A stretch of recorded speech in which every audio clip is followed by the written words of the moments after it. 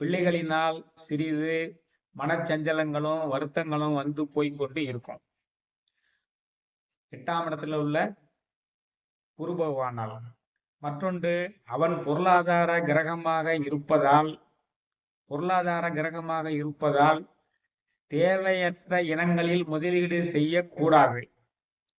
பணவரவு கொஞ்சம் சுமாராகத்தான் இருக்கும். ஏன்னா 2ஆம் இடத்துக்குரியவன் 8ஆம் இடத்துக்கு போறான். 2ஆம் இடத்தை சனி பகவானும் பார்வையிடுகிறார்.